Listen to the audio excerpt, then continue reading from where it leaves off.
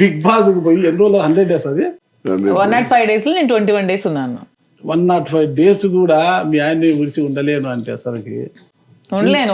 ఉండగలనా లేదా టెస్ట్ చేయడానికి వెళ్ళాను, ఉండలేను కాబట్టి వచ్చేసాను. ఎన్ని రోజులు తెలిసిపోయింది ఉండలేను అనేసి? నాకు సెకండ్ వీకే తెలిసిపోయింది ఇంకా నా వల్ల కాదు, ఇంకా తను వదిలి నేను ఉండలేను అని. చాలా కష్టంగా అనిపించింది, భారంగా.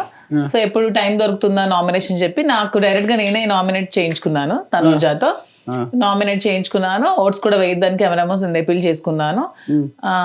నెక్స్ట్ వీక్ లో తనకి ఆ పవరాస్త్ర ఉంది నన్ను సేవ్ చేసి, అది కూడా వద్దని చెప్పి నేను వచ్చేసాను. ఎందుకంటే అప్పుడు వాళ్ళని దొబ్బేయలేదు, మీరు వచ్చేసారు. నేనే వచ్చేసాను. ఓకే, వాళ్ళు దొబ్బేయలేదు. నన్నేవాడు ఒకటి దొబ్బేయడానికి.